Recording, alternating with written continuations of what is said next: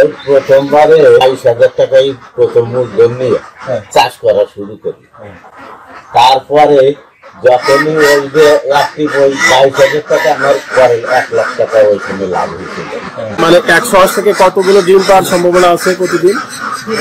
যখন ওই হাঁসে মাটি খাওয়া দেবো পুরো খাবার হবে তখন 90 থেকে 95টা ডিম হবে প্রতিদিন।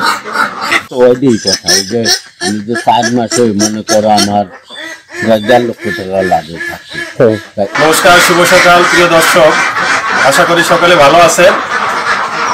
আজ আমি চলে এসেছি টুঙ্গিপাড়া উপজেলার বড়ুয়াঠি গ্রামে বীরেন মণ্ডলের হাঁসের খামারে। এই হাঁসের খামার পরিচালনা করে তার ভাগ্যের উন্নয়ন করেছে। আজকে আমরা তার গল্প আপনাদের শোনাবো। আর যারা এখনো নতুন করে ভাবছেন যে আমরা একটা হাঁসের খামার দিয়ে আমাদের ভাগ্যের উন্নয়ন করার চেষ্টা করব, তাদের জন্য আজকের এই ভিডিওটি হতে চলেছে খুবই গুরুত্বপূর্ণ। তাই আপনারা ভিডিওটি না টেনে দেখতে থাকুন। প্রিয় দর্শক, আশা করি ভিডিওটি দেখে আপনাদের অবশ্যই উপকারে আসবে। তো চলুন দেখা যাক। এই খামারটি 35 হাত লম্বা এবং 10 হাত চওড়া। এই খামারটিতে এখানে প্রায় 1000 হাঁস পালন করা যায় এবং এখানে 1000 হাঁসই উঠেছিলেন। এখন বিক্রি পদ্ধতিতে এতগুলো আছে। তো আমরা এখন কথা বলছি সফল উদ্যোক্তার সঙ্গে। নমস্কার প্রিয় দর্শক, সেই সফল উদ্যোক্তা এখন গল্প শুনবো এই হাঁস খামারে। তো আপনি কবে থেকে হাঁস খামার শুরু করলেন? প্রথমে কতগুলো হাঁস এবং কেমন লাভবান হয়েছিল? ওই প্রথমবারে 22,000 টাকাই প্রথম মূলধন নিয়ে চাষ করা শুরু করি। তারপরে যখনই ওই যে একটি ওই 22,000 টাকা আমার পরে 1 লাখ টাকা ওইখানে লাভ হয়েছিল তখন থেকেই আমি শুরু করছি যে হাঁসের মোটামুটি ভালো। ওই যে পোলট্রি মুরগি করি ওর থেকে হাঁসের মুরগিতে অনেক লাভ হয়েছে। এখন কতগুলো হাঁস আছে? এখন তো 300 মতো আছে। বিক্রি প্রতিদিন পাইকারি দিই, আবার নিজেও কিছু তাতে দেখা যায় কি মোটামুটি নিজেও কিছু যাচ্ছিলাম ওদিক জল আরো দিই। আবার তারপরে যে মায়া হাঁসগুলো মূলত এই হাঁসগুলো কেনা হয়েছিল মাংস উৎপাদনের জন্য। ভিতরে কিছু মায়া হাঁস চলে আসছে, 100 মতো মায়া হাঁস চলে আসছে যে হাঁসগুলো এখন ডিম দেওয়া শুরু করেছে। আজকে কিছু ডিম পাওয়া গেছে।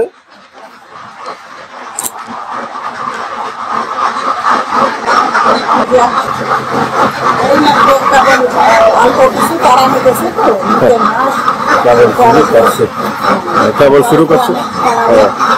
আচ্ছা, এই মানে 100 হাঁস থেকে কতগুলো ডিম পাওয়ার সম্ভাবনা আছে প্রতিদিন?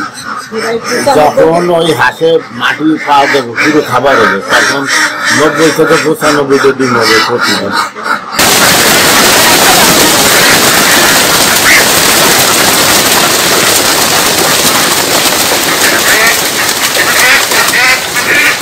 প্রিয় দর্শক, এগুলো জিংডিং প্রজাতির হাঁস যা 4 মাসে বিক্রি করার উপযুক্ত হয়ে গিয়েছে এবং ইতিমধ্যে প্রায় 600 কাছাকাছি হাঁস বিক্রি করা হয়েছে এই খামারটি থেকে। প্রিয় দর্শক, 1000 হাঁসের বাচ্চা লালন পালন করতে খামারে 3 লাখ টাকার মতো খরচ হয়েছে এবং এখন পর্যন্ত যা বিক্রি হয়েছে এবং সবগুলো হাঁস বিক্রয়ের পরে বিক্রিত মূল্য 4.5 লাখ টাকার বেশি হবে এবং এতে খামারের 1.5 লাখ টাকার বেশি লাভ হবে।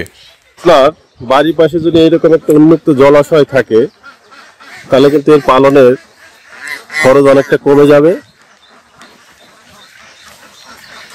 যদি আমরা দেখতে থাকবো এই হাঁসের উৎপাদন, খরচ, লাভ সবই আপনাদের একে একে দেখাবো।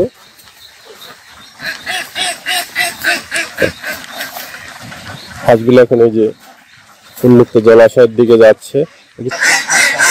এবার আমরা এবারের একটু খরচটা আমরা জানতে চাচ্ছিলাম। প্রায় 3 লক্ষ টাকা। 3 লক্ষ টাকার মতো গেছে। এগুলো 4 মাস আসছে, 4 মাস পালন করতে 3 লক্ষ টাকা। আগে দুধ খাওয়াইছি, পরে ধান খাওয়াইছি, তারপরে আবার ওই কিছুদিন ফ্রি খাওয়াইছি। এখন যেগুলো বিক্রি করছেন আর এখন যা আছে লাভের পরিমাণটা কেমন হতে পারে?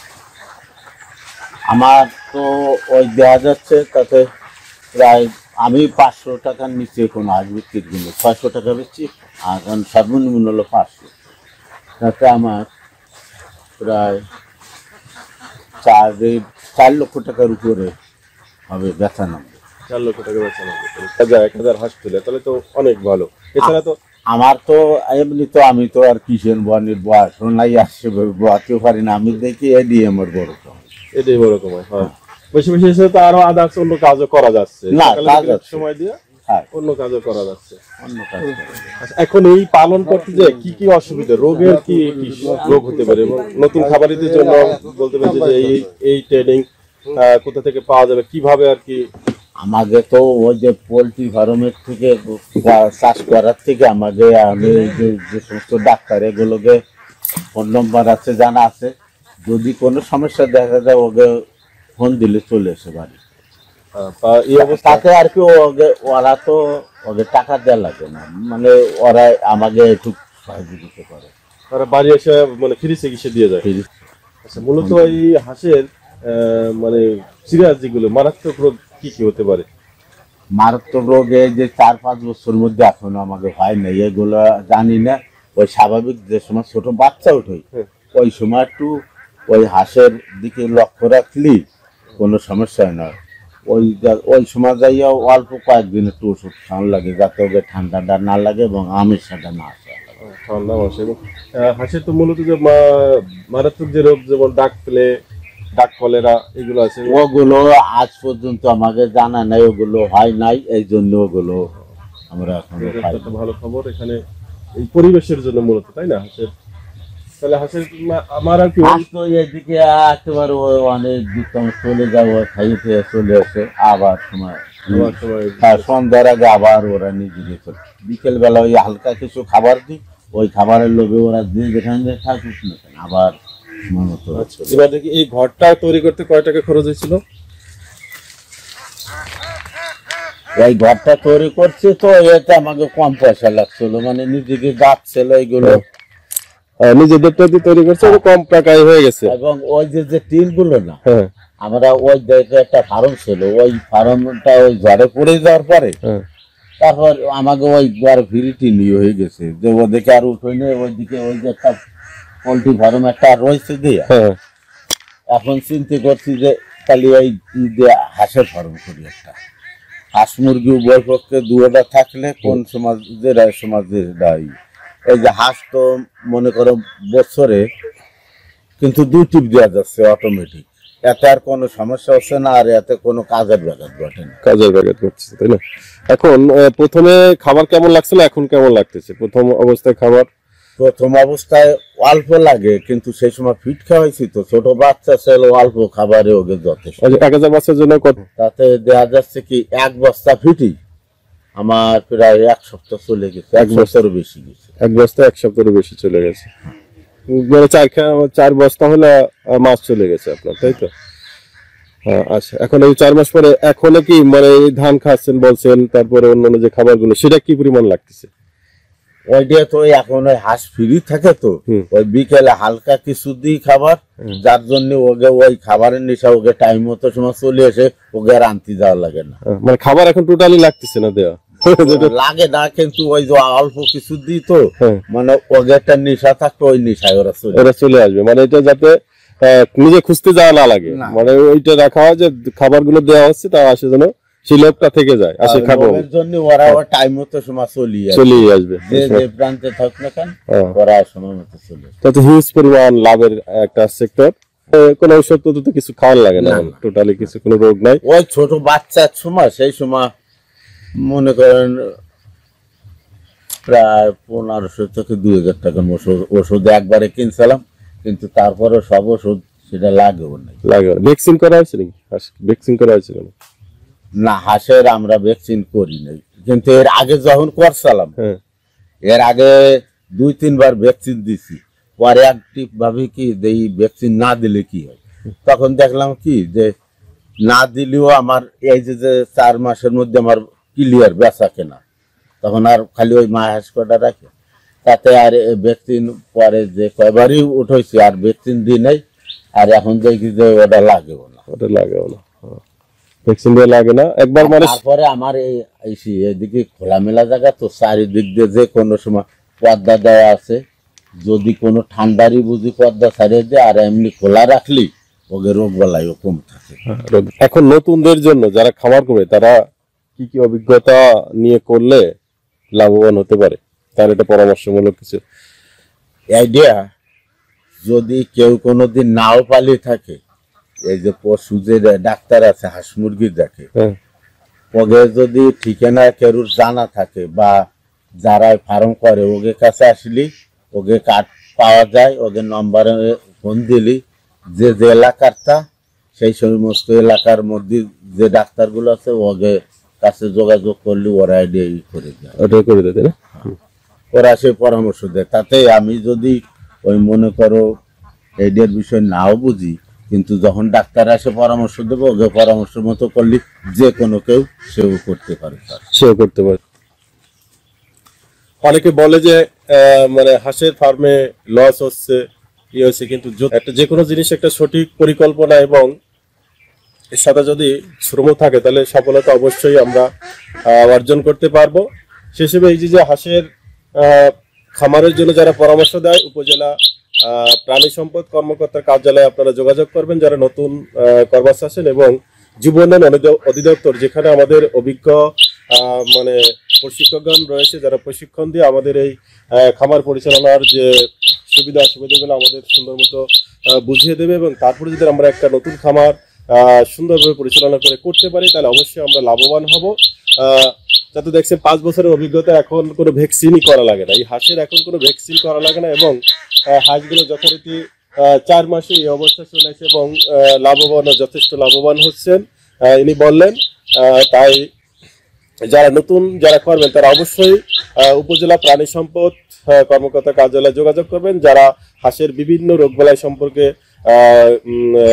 ভ্যাকসিন থেকে শুরু করে চিকিৎসা ব্যবস্থা তারা দিয়ে থাকে, চিকিৎসা প্রদান করে থাকে, এবং সঙ্গে আপনার এই খামারের যে উন্নয়ন করার জন্য যে পরামর্শগুলো তারা দেয়, এবং যুব উন্নয়ন অধিদপ্তর তো তারা প্রশিক্ষণের মাধ্যমে আপনাদের দক্ষ করে গড়ে তোলে, এবং আপনাদের পাশে যারা এরকম খামার পরিচালনা করছেন তাদের কাছে যাবেন, তাদের কাছে গিয়ে এরকম কিভাবে মানে উন্নয়ন করা যায়, কিভাবে লাভবান হচ্ছে সেগুলো নিয়ে সর্বোপরি নিজের জ্ঞানটাকে আমরা বিস্তার করে নিজের জ্ঞান অর্জন করে অবশ্যই আমরা এই খামার যদি আমরা করতে পারি তাহলে অবশ্যই আমরা লাভবান হব যা হচ্ছে। কারণ যদি খামারে যদি লসই হবে তাহলে দিন দিন কেন খামার বাড়ছে, এটাই বুঝতে হবে যে পারেনি সঠিকভাবে, যে খামারগুলো করতে পারে না তারা লস হচ্ছে এবং তারা খামারগুলো বন্ধ করেছে। কিন্তু যারা একবার বুঝে গেছে খামার পরিচালনা ব্যবস্থা, রোগ এবং রোগ সম্পর্কে যাদের ধারণা হয়েছে যে আমাদের এই খামারের পরিচালনা এই রোগ হতে পারে, এই প্রথম অবস্থায় ভ্যাকসিন করা লাগে, এবং পরে যখন আপনি বুঝে যাবেন তখন আর এই হাঁসের যে চিকিৎসা খরচও কমে যাবে, ভ্যাকসিন করা লাগবে না, নতুন যে রোগ হবে সেই রোগগুলো আসবে না, ঠিক আছে? তাহলে সেখান থেকে আমরা লাভবান হতে পারবো। তাই অবশ্যই আমরা এই সম্পর্কে অবশ্যই সঠিকভাবে জ্ঞান অর্জন করবো এবং তারপর আমরা একটা খামার পরিচালনা করার দিকে যাব। ভিডিওটি যদি ভালো লেগে থাকে আর যদি উপকার পেয়ে থাকেন তাহলে একটি লাইক, কমেন্ট এবং সাবস্ক্রাইব দিবেন। সার্বক্ষণিকভাবে যিনি আরো দেখভাল করেন বীরেন মন্ডলের সহধর্মিণী এখন কিছু কথা বলবেন যে এই খামারের কতটুকু দেখভাল করেন এবং কি কি করলে উপকার পাবে মানুষে। আর কি পালতে পারলে লাভ আছে, লাভ না হলে কি পালা যায়? আমরা কি ওইটাই পালতাম? তার সবাই অল্প জায়গার মধ্যেও অল্প চাষ করলেও অনেক লাভবান হওয়া যায়। আমরা তো অনেক লাভ করেছি এই জায়গা তো আসলে তো ওরও দেখা যাচ্ছে কি বাড়ির যেমন রান্না বান্না কাজ বাজ থাকে তার মধ্যে দিয়ে আমার অনেকগুলো অনেক সময় আর ওই যে আটার ভিতর মুরগিও আছে, মুরগি এবং গরু আছে। ওই কত সময় আমি তো ঘাস করা কাটিয়ে দিক থেকে চলে যাই, ওই যে বাজারে যাই এদিক যাই সেদিক যাই, কিন্তু তখন তো গরু দেখাশোনা হাঁস মুরগির দেখাশোনা ওরই যতটুকু তাতে ওরই চলে যায়। আচ্ছা, আমার আসলে তো ওইটাই কথা, ওই যে আমি যে 4 মাসে মনে করো আমার 1.5 লক্ষ টাকা লাভে থাকছে, এই 4 মাসে তাহলে আমার 2025-30 হাজার টাকা আমার মাসে পড়ে যাচ্ছে।